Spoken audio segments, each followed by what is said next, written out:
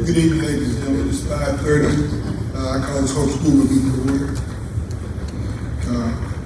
First on our agenda is our reports.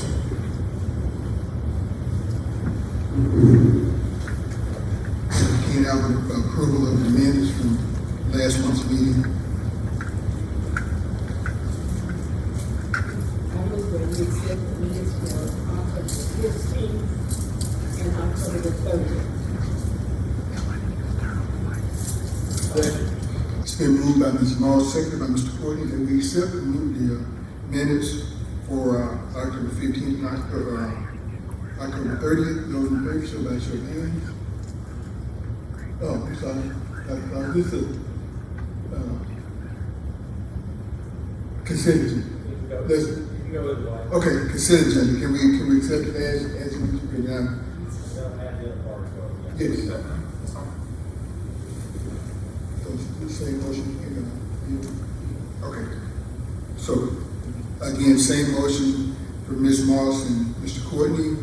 Those in favor, show by show of hands for the consent agenda to be approved. We have unanimous vote.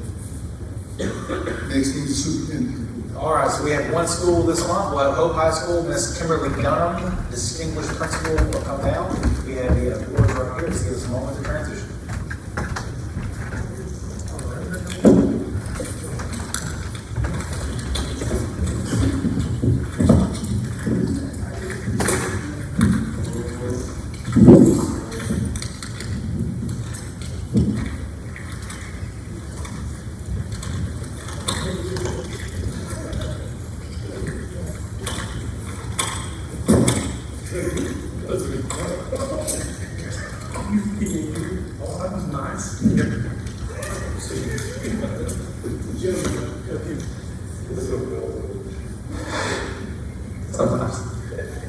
All right, good afternoon. The first recipient is one of our students, Ashlyn Latin. Ashlyn Latin, this is awarded to you for your kind heart and caring attitude towards your classmates and teachers. Ashlyn is always willing to help out when needed. Congratulations.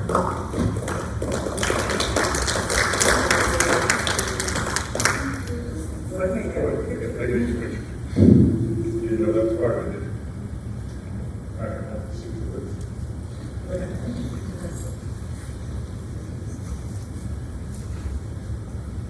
Our next recipient is another student, Trinity Martin. Trinity Martin. She's outside.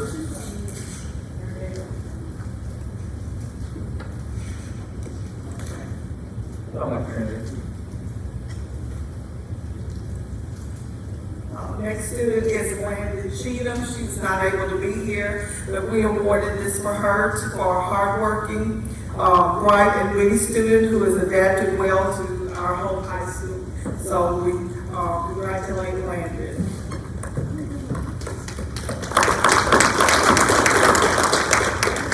All right, let's try to get Trinity Martin. Oh, thanks, Trinity. All right. Okay, we want to award Trinity for her active participation in numerous schools, clubs, and activities, demonstrating strong leadership on campus, and as well as excelling as an exemplary student at Hope High. So congratulations.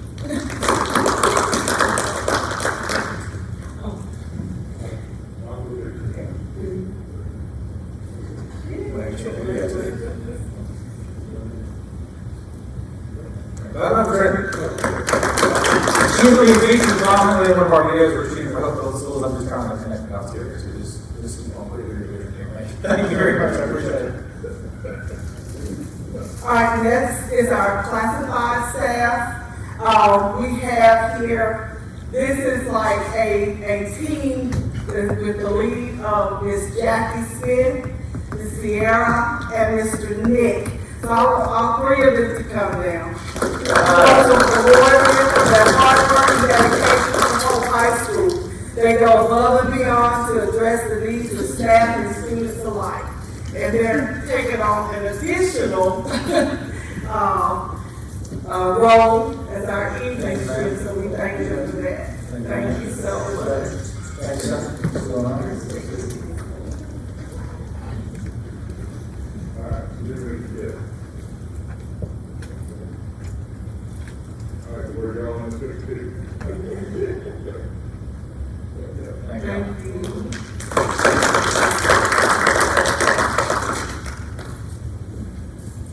Ms. Angeline Kerrigan. Angeline Kerrigan, is she here? This is our parent for her consistent and positive parental engagement in her student success at Hope High School. Thank her for that. Certified staff is Mr. Samuel Bradford. We want Oh, to no. award No. Samuel Bradford. Say that so.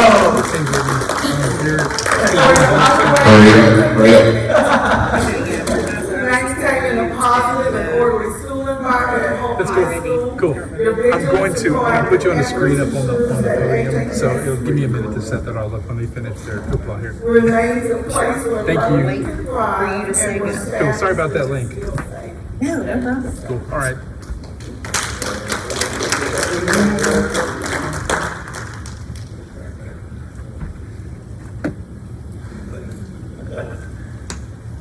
I couldn't get him to the dunk tank, but I guess I could get you to do this. That's pretty good. Pretty good. All right, our next certified staff is Mr. Robin Batista, who wasn't able to be here tonight, for his exceptional hard work and dedication as our instructional facilitator. Your tireless efforts in fostering an atmosphere of collaboration and excellence towards academic success at HHS are deeply appreciated. So we want to thank Mr. Robin Batista. And last but not least is our community partner, El Agaves, for donating gift certificates for staff and student appreciation for this, for our summer PD and other areas. So we thank them for that. As always, we cannot do this without you. Thank you so much for being here. I know this is like November, it's about to be Thanksgiving, and then we got Christmas, so it's not as well attended as some others. Thank you. We can't do this without you students. Thank you so much. Community members, parents, partners. Thank you so much for what you do. We will get started momentarily with our regularly scheduled board meeting.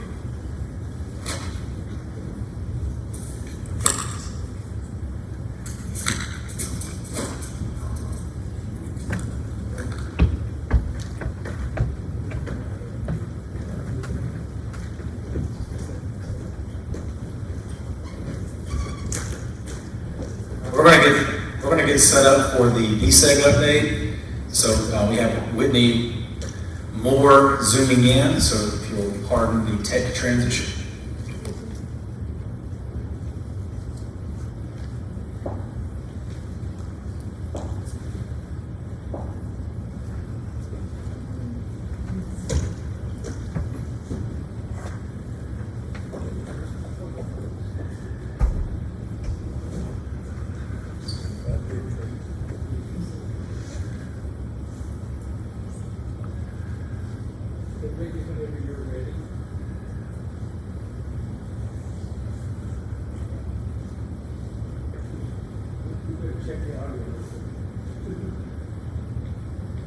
Hey, everybody. Hello.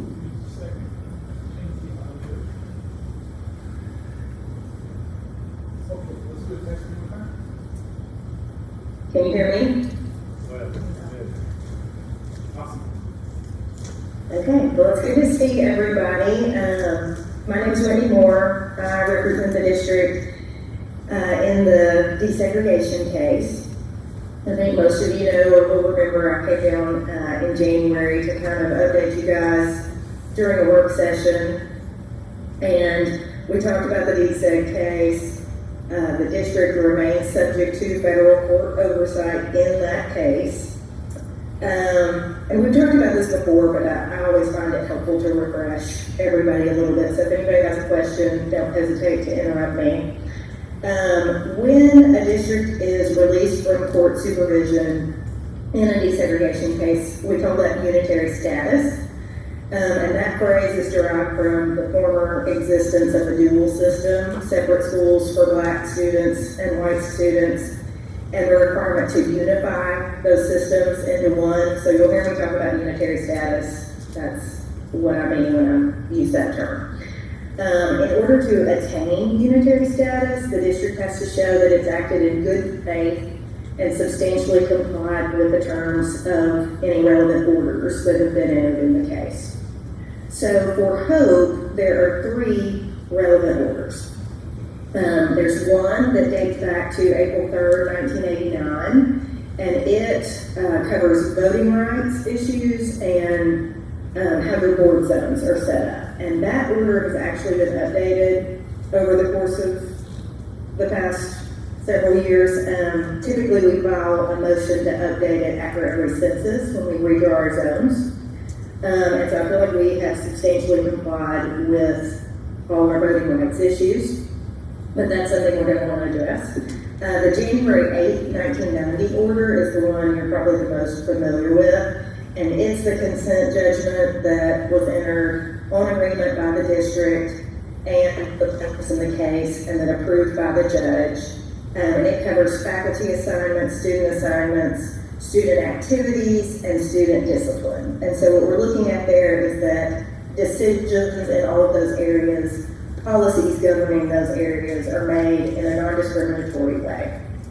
And then the third order that Hope remains subject to is the order that was entered in September of 2022 when Dr. Crossley and the administration decided to apply for the magnet grant. Because we were under a DSEG order at the time, the Office of Civil Rights in the Federal Department of Education required us to get an order from the judge presiding over our DSEG case, authorizing us to apply for that magnet grant funding and implement a magnet program. So those are your 3 orders. And you'll probably remember in January, the state of Arkansas has filed a motion basically to declare us fully unitary and terminate both the 1990 consent order and the magnet order. And the state's policy generally is to encourage districts who have outstanding DSEG obligations to pursue unitary status. And our position is that we want to be declared unitary, but the AG hasn't filed a lawsuit against every district with DSEG obligations, so y'all are a little bit outside the norm. And we want to still honor the commitments we made before that magnet order was entered. So we responded to what the state filed and said, I'm sorry, am I getting a question? Feels like I heard something, but maybe it was just, sorry, maybe it was just an echo. So we said we want to file our own motion, and we're better positioned than the state to tell you about our compliance with these orders anyway. But once the state filed that motion, that process had to play out before the court. So they filed their motion in April of 23. In March of 24, earlier this year, Judge Susan Hickey is the judge currently overseeing this case. And she entered an order denying the state's motion because she said they did not have a right to intervene in our case. They're not parties to the case. And she said, I'm not going to let you come in and be a party just for this purpose. So the state in May, I think, appealed that order to the Court of Appeals for the 8th Circuit in St. Louis. Now the AG, y'all were not the only district that the AG filed similar motions about. So they've got pending litigation kind of involving the same situation against Camden Fairview, El Dorado, and Lafayette County. And when Judge Hickey entered the order in March, in your case, she entered similar orders in El Dorado and Lafayette County's cases. She has not yet entered an order in Camden Fairview. They're situated a little differently than you guys. And so the AG's office called me and said, we want to consolidate the briefing for these 3 school districts cases. And I said, well, Hope and Lafayette County are ready to, file motions to be declared unitary on their own. El Dorado has a little bit of a different situation, and I don't know that I want to consolidate these three school districts because they really all have slightly different circumstances. And so the solution we came up with was to stay or delay the briefing in the Eighth Circuit case. And so since May, we've been agreeing to stays every 30 days. And more recently, in September, I think it was September 19th, I filed a motion for unitary status for Lafayette County. And I was hoping to pretty quickly move on to filing a partial motion for you guys. And it's kind of a good news, bad news situation. The bad news is I haven't finished drafting your motion yet. I'm pretty close. But the good news is that's because I've been negotiating with the plaintiff's attorney for Lafayette County, and we've made some progress on that, and I'm hoping that we can come to an agreement that the judge will approve, and kind of get them dismissed from the appeal. So I wanted to come tonight because, or I wanted to talk to you guys tonight because Dr. Crossley and I now anticipate having that draft motion to present to you guys at next month's meeting. But I wanted to talk to y'all tonight to kind of set that up. I called it a partial motion because it's going to cover the Voting Rights Act issues, board zoning, and then student and faculty assignments, student discipline, those issues. But it's not going to ask that we be declared unitary as to the magnet order. The order that was entered that allowed us to establish the magnet program requires us to submit semi-annual reports, I think 3 times a year, to the plaintiff's attorneys. And our last report in that order will be due October of 2026. So Dr. Crossley and I were talking about that this afternoon. Once that report is filed, we could turn around, if we have it ready to go, the next day file a motion to be declared unitary fully, but specifically with respect to the magnet program. And I think that's it for me. Did I go too fast? Did I leave anything out? I have a Anybody question. have any questions? I have a question. Can you hear me? Okay. Yes. How would that affect the reapplication of a magnet grant? Dr. Crossley mentioned that to me the other day. I know magnet grants are awarded to districts without DSEG funding. And I don't know the timeline. Dr. Crossley may be able to answer that. I can speak to that. So it can be a voluntary order or a court-ordered order. We're under a court-ordered one. We could get up to that timeline when we define reapplication, and we could continue the partial status. If we feel that would be more beneficial at that time, or 2 years. Yeah, so if the reapplication is due in 2025, we won't be unitary at that point. If it's due in 2027, it's possible that we could be, and I think we would just notify the Office of Civil Rights, and we might check a different box on that application. But it would not force us to end the magnet program just because we're unitary. We wouldn't be prevented from applying for funding. It just might be kind of a slightly different process. Dr. Crossley, the reapplication is not for another 5-year time frame. I guess that's my question. So it can be for another 5 years, but it won't be the same exact grant structure. So they don't, grant applications just to continue with another continuation of the same plan for 5 additional years. It is a new plan created within the scope of the game. So literally we're in, I talked about the about a month ago, we are in general thinking right now about what is working with this grant, what is becoming more obvious that it's going to be sustainable, and what are our areas of application we will have in the future. We're not quite there on what the application ask would be, although we want potentially to go for another grant after that is over. So the short answer is we would literally check a different box. It would just, instead of being court ordered, it would be voluntary. We We initially put it to be voluntary, because that's what we thought we were essentially. And so then we had to go back to, we actually do have a court order. They view it very similarly. It's not like just because it's a court order that goes above and beyond the voluntary. It's a piece to the puzzle.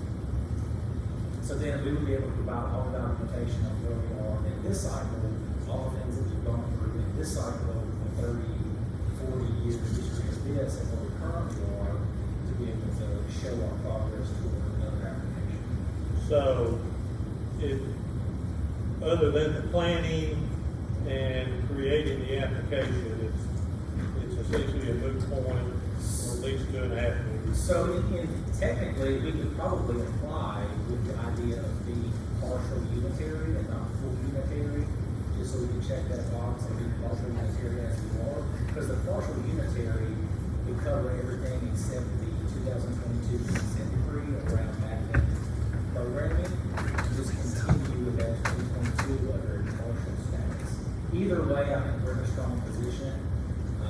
That's just kind of where we would be in that point. We'll be voting right up against that 5-year.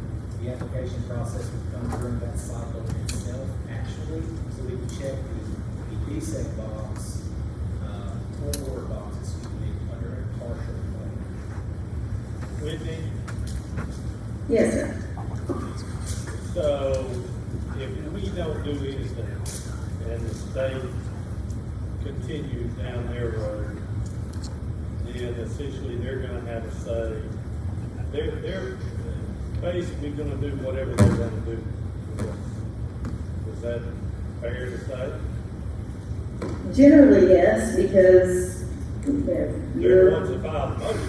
you're subject to their authority. So right now, the status of the case is their motion has been denied, and they are appealing that. Recently, they have had success at the 8th Circuit, so if we do nothing, if I called the attorney I've been working with at the AG's office tomorrow and I said, hey, I got the Fayette County filed, I talked to Hopes Board last night, and they said they don't want to go down this road until they're finished with the magnet stuff. I assume we would then file a status report with the 8th Circuit and say, we want to proceed with briefing. So we would both have to file a brief with the 8th Circuit. They would hear oral arguments. That's probably at least a 6-month process. And then they would issue an opinion. Now, if they say that the state, if they overrule Judge Hickey, right now she's only ruled on intervention. And so the 8th Circuit's order overruling her, hypothetically, would say, no, the state can be a party to this case for this purpose. And so then it would get sent back to Judge Hickey, and she would then consider the merits of their motion, which was to terminate those 2 orders. And I would assume we would be involved 2025 by the time we're looking at that, but at this point, I think on everything but the magnet program, Dr. Crossley and the board, are kind of in agreement with the state that it's time for you to pursue unitary status. It's just a disagreement about the method, how do we get there?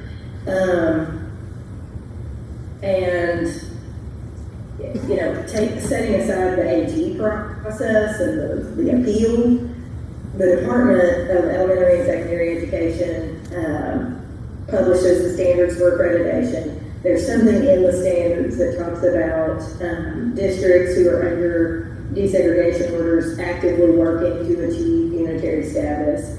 And I feel like I probably told you before, Dr. Crossley probably showed you, we've been submitting these quarterly reports to DESE, talking about the progress we've made and the plans that are in place that we're complying with.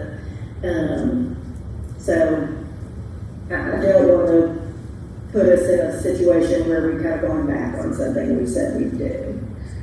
But if that happened, that's how that would play out. We'd have to wait for the 8th Circuit opinion, and then we'd be back in front of Judge Hickey.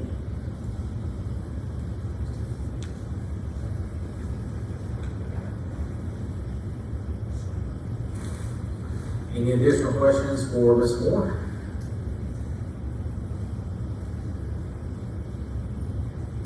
So the plan is for her to come back probably in a similar format. We'll have a written partial order prepared. We'll kind of go over that and how that motion would look and the filing would look before we move forward. Is that correct, Whitney? I didn't understand that. She would come back when? December. Oh, okay. That's what I thought. So you'll come back in December with a draft of motion, correct? File.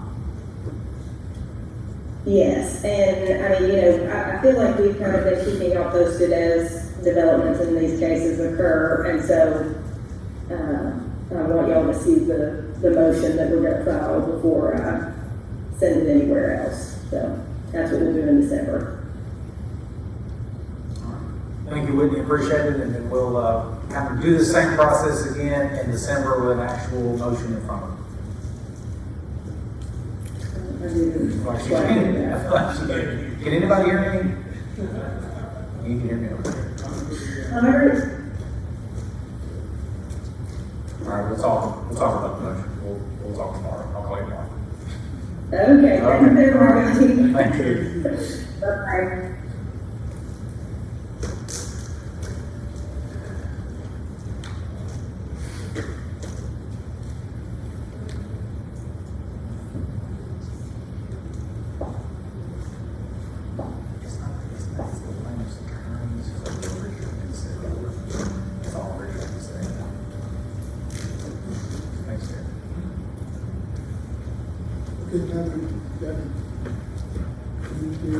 Okay, now information set.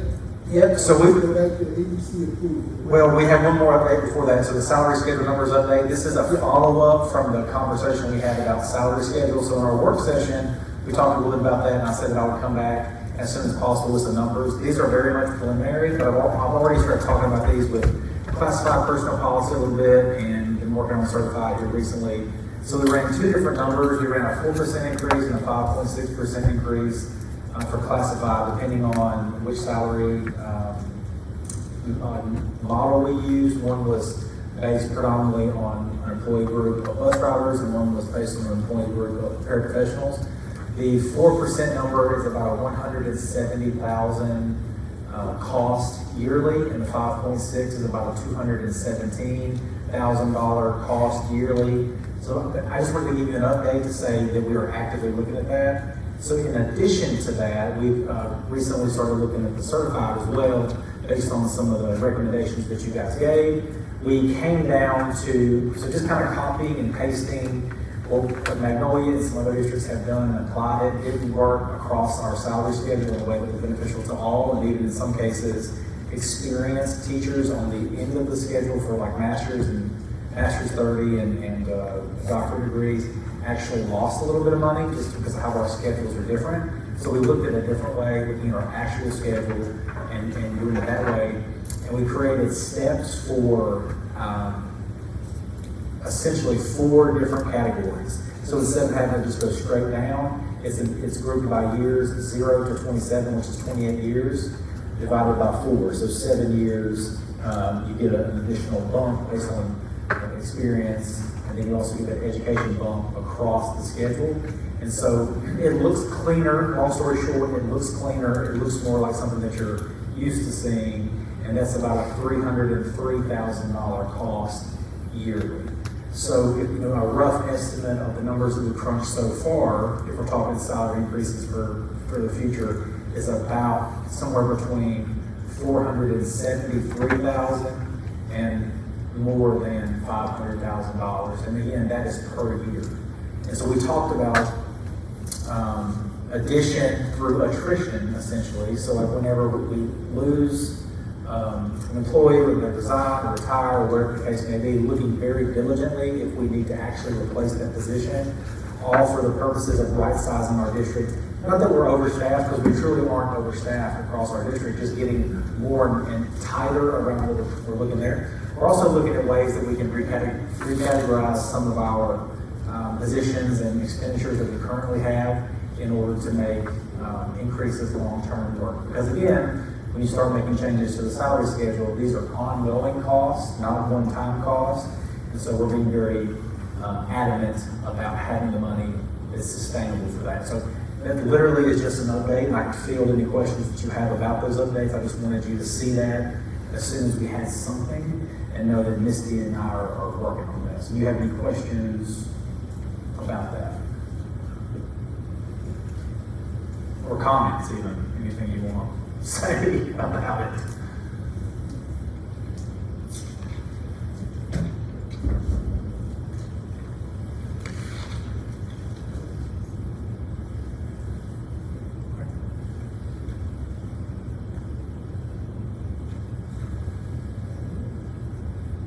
Next thing is the new business, which is the $86 approval.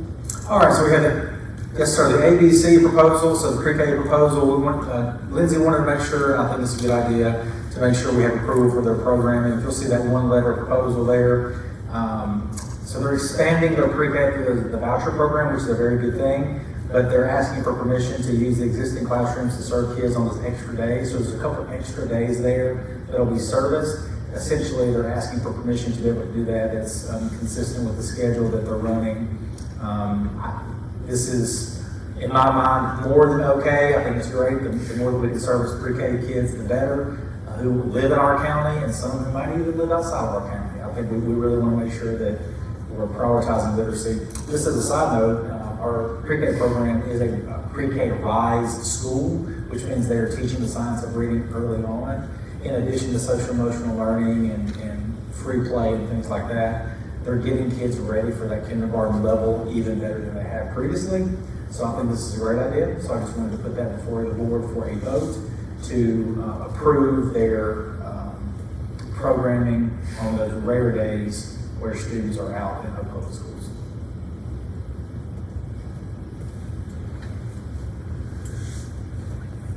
Any further remarks? Dr. Crosby, I think it's a no-brainer, but I understand the motion. Motion to approve. Can I ask a question? Yes, ma'am. So with the ABC teachers, classified proposal, maybe the ones that stay. Yes, ma'am. So that's what that second bullet point there is. It's the existing staff that they have to pay them at the rate that the district has set already. And again, that's coming out of their funds. Okay. So it's as Mr. Hamilton put it, it seems like a no-brainer. Yes, ma'am. They're all picked up by their parents, yes, ma'am.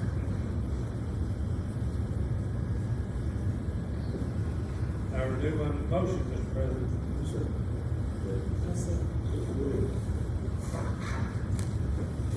Been moved by Ms. Powell, second by Ms. Moss, to accept the request from the ABC program to extend the hours. Do we have any further questions? Does it start this year? Yes, ma'am. And, those in favor, show by show of hands. We have unanimous vote. Next up is the regular property discussion. All right, so this is a follow-up of a discussion that we've been having about the land near the bypass. That's about 13 acres. It has 2 additional acres that we could potentially talk about. The long-term development of that property would be for expansion of Oak Public Schools activities or schools or whatever the case may be. There's some short list items that we have for what that property could be used for, but you can't do anything with property that you have not purchased first. So we've been in communication with, at the direction of the board, in communication with the property owners group. Mr. Henry is here and has a little bit of an update there. Essentially, the 30,000-foot view of that is we need to make sure that that land can be zoned for what it is that we want to do. So currently, it isn't zoned for, if we wanted recreational uses, if we wanted to do a baseball, softball, tennis complex, or even if we wanted to do some academic programming on some level on some building there, it's currently not zoned for that. But it could be. We believe that that would be something we could work through pretty easily and readily with the city board.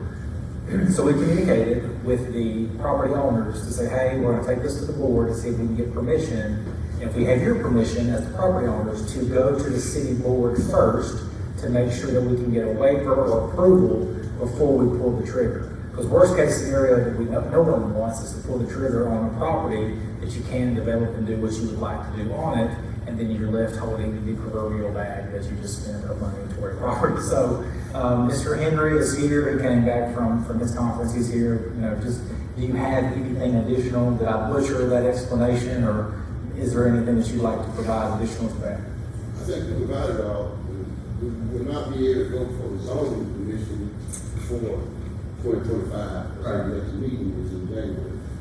The other part, we thought was a part, that's controlled access. Partial of that is controlled access. In other words, they won't let you have another interest into that property. When we did that, it was not bad, that's the way it's set up. So we got an AR doc, it was really cheap, we met with him, he came out and we showed him exactly the property he was looking to purchase. And they did a study, so we passed that area, so that was a good step. We don't have to do the topograph, make sure that drainage. And that topological survey did come out positive for us. There's a 5-foot drop or slope there, which is recommended for any drainage of water and those sorts of things. So we feel like it's good property. It's just a matter of being able for it to be zoned for our purposes and have entry and exit. Now, we're positive about those things, and that in the conversations that we've had, we're just not to that stage yet. Is that accurate? Now, let me make sure I understood. You talked to DOT. Yes, Are they saying we can create another entrance? yes. Okay. That was listed out, and it's Okay. really cheap. Are we ballparking a price to that? You know? We are. It's around somewhere between 110 and 120, depending on if they take the timber or not.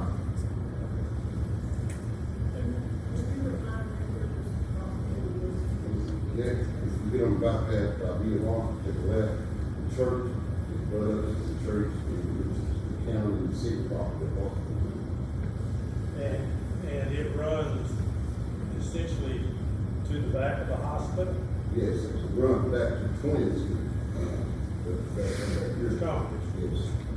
And that's another thing that you got to get, you go for the zoning commission, you don't want to live within 400 feet of the area, and have input, of course, to pull that.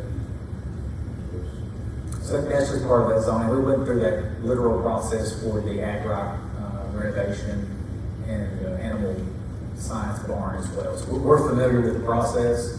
We just haven't done that with this property yet. So we're talking to them, if we're all on the same accord. It's a discussion, listed as a discussion, but essentially this is the next phase in what you've assigned me to do. Now we've got permission from the owners to go to the city zoning commission to have their wrappers before we even talk about pulling the trigger with them. So I think we're all in a good communication space. Again, just really wanted you to know where we were with that.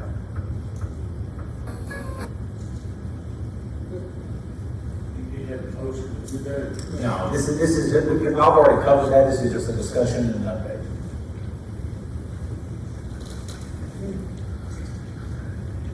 Right, okay? Next case, classified personnel and personal leave, update. So this is an update that's consistent with what's already been passed in 3 points. I think it's 3.1 or 3 point, from 2 or 3 months ago when you guys updated that. This is just a mirroring policy for classified around personal and professional leave. We just wanted to make sure we got this approved by the school board as well. It's just an update to affect classified the same as it is for certified. So we're in this by personal policy committee, classified, and they were fine with this being granted to you today. I don't think I see any classified member representatives. So just an update for policy. And that policy mirrors this one we just looked at. Correct. It's the same, except also applying for classified.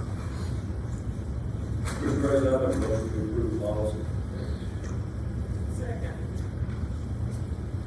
Been moved by Mr. Hoagland, second by Ms. Dixon, that we accept the classified personnel and personal and professional leave update. Those in favor, show by your hand. And we have unanimous vote.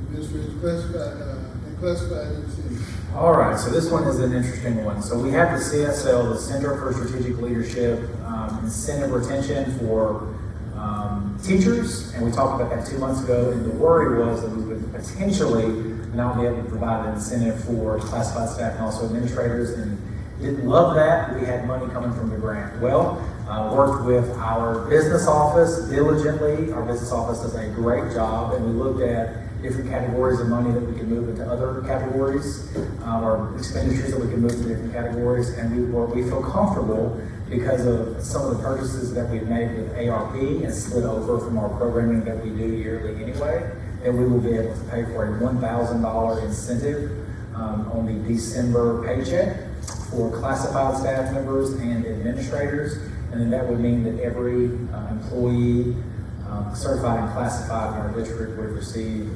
some incentive this December. So I have an email pulled up on the ready. With any discussion, it can be modified, obviously, but to send out to the staff to let them know that. So this is, I would like to believe this is a positive thing. I've talked to classified staff, the classified personnel policy committee. They view this as a positive thing as well. I was fearful that I would have to give them bad news, and I am happy and elated that I can give them good news. So I just need your approval to provide a classified and administrator incentive for $1,000 to be paid on the December payroll. And so the certified bonus is what? The certified with the CSL grant is around $3,100. And that's with that grant money. That's all the grant money. All with grant And money. this is all out of. District operating. They certified with their December. Everyone will be applied in the December paycheck, yes ma'am.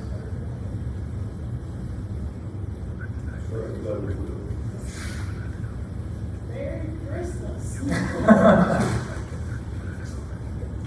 That being the case, I'll entertain a motion. I'll make the motion. It's been moved by Mr. Holman, second by Ms. Miles, that we accept the administrators and classified incentive paid. They have a question? Not, those in favor, show by your hand.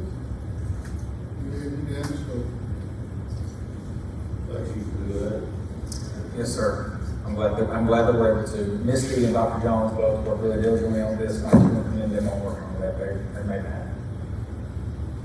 Next up is school choice policies update. So we're going to table this whenever Whitney comes and talks to us about the partial DSEG motion. We're not quite ready for our response to this. This was a recent send out from ASBA around school choice. We're going to look at that a little more closely. We put it on there because it just came from ASBA, but we're going to pull that back and talk about it in a more in-depth way in December. So we can just table that. All right, next up is the promise study approvals. So this is a requirement with the magnet grant. So we have quotes from Dr. G at SAU and Rachel Scott, who's technically with Ole Miss. They both have done plenty of these. I feel abundantly comfortable with both of these individuals to do it. Dr. G is local and still is local, and he's done one in Texarkana previously. I think we all know him. He's done good work. He's someone that we wanted to lean in. So you'll have in your actual physical packet, there's like 3 items in there. This is one of those items that you had before you that was laid on the desk today. I'm recommending to move forward with the Dr. G's or Dr. Guevara's proposal to move forward with that. We have a lot of support with the magnet grant. Again, all of this is paid for out of magnet funds. So this is not coming out of district operating, it's a requirement. Dr. G is the cheaper of the 2 quotes, but that isn't even why I'm recommending going with him. I'm recommending them because he is local, he has done it, and I believe that he'll do a good job.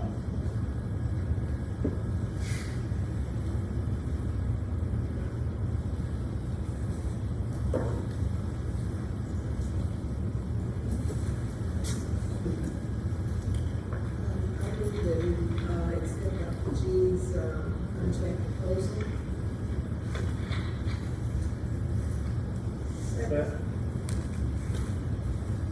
Moved by Ms. Morris, second by Ms. Miles, that we accept the question.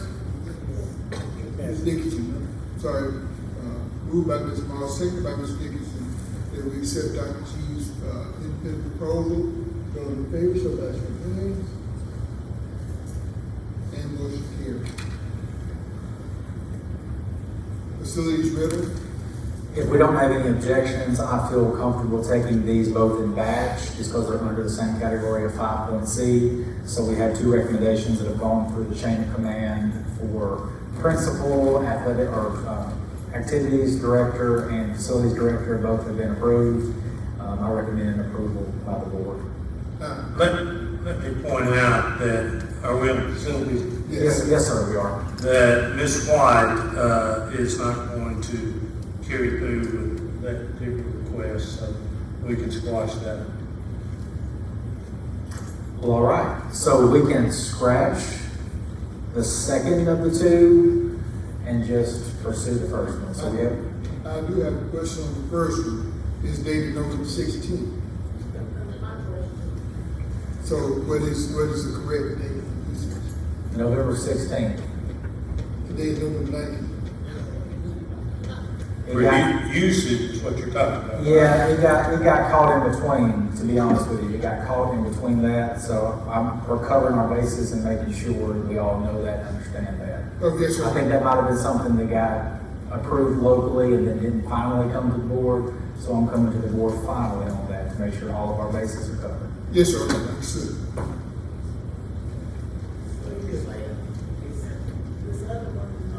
Right, One's not happening, now nothing already did. correct. Okay, so, can we do a retro on that? We can, Yeah. we can. I think that based on our policy, I think that's the best way to do it, yes, sir. So if you would, I'll entertain a motion to do that retro active so that it covers us now. So moved. It's been moved by Mr. Holman, second by Ms. Courtney, that we take care of the November 16th request, retroactively. Those in favor, show by your hand. And we have unanimous vote. I would recommend taking personnel packet before student hearing, that way, our last two items can be student hearing. We have two student hearings. Personnel packet is as presented. We have, I think, two resignations, which is just an FYI, one new hire in a high leverage area, returning to the district, I think, on good terms. So it's pretty simple because it's November, but the recommendation is for the packet.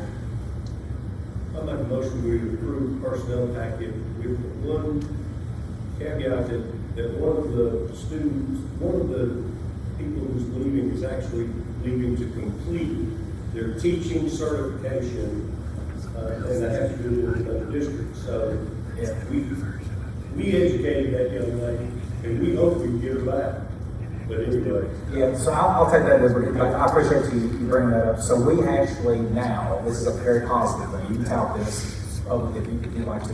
This school year, we will have 5 residents from SAU who will, and we're paying a sub rate for them to really get on-the-job training and then be able to actually sub as well and be a paraprofessional within the contract with SAU, paired with a master teacher. And here's why I love it. You essentially get a full year residency with that teacher candidate. You get a chance to see them work in, everyday situations, high stress, low stress, you name it, working and seeing how coachable they are. And then when a job offer needs to be there's someone that leaves for whatever reasons. Clinton Primary's got a bunch of teacher positions anyway. You have someone right there that you've been investing in along the way to help grow. We've hired 2 people from this past cycle. They've both worked out really great so far. We have 3 right now, and we're adding 2 more in the spring. I really do think this is a great model, and I'm really proud of the partnership. So the person that he's discussing is also in that program, and will be doing that. Not here, I don't think they're doing theirs here, they're doing theirs in a nearby district, but either way, it's a great program. That's just an FYI. So if we move by Mr. Holman, we need a second. We move by Mr. Holman that we accept, and second by Mr. Powers, that we accept the personnel package as presented with that caveat. Those in favor, show by your hand. And we have unanimous vote. last and final thing is gonna be the, student hearing. All right, we'll do two student hearings if we could have high school students stay, and then it's been requested to have a closed session so everybody could vacate. And then we'll come back for a vote at the appropriate time. Okay, so we, Need a motion for that? Yeah. Make a motion, we go to closed session. It's been moved by Mr. Oakland, seconded by Ms. Miles, that we go into closed session for student hearing.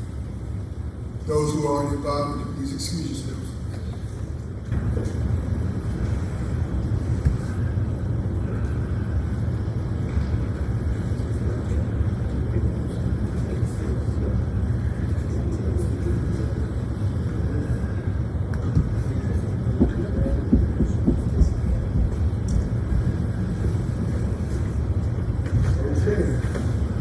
We are now back in the session. I will entertain a motion as pertaining to the student. Yeah, student A, student B.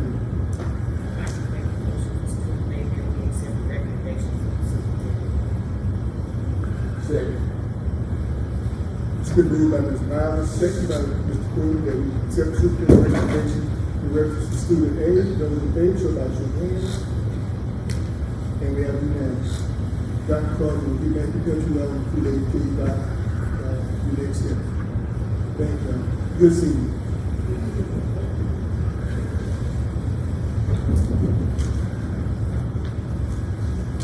Mr. President, I make a motion that we adjourn into executive session. I second the motion. It's been moved by Mr. Powell, second by Ms. Miles, and go back to closed session for student B. Those in favor, show by your hand. Thank you. Thank you.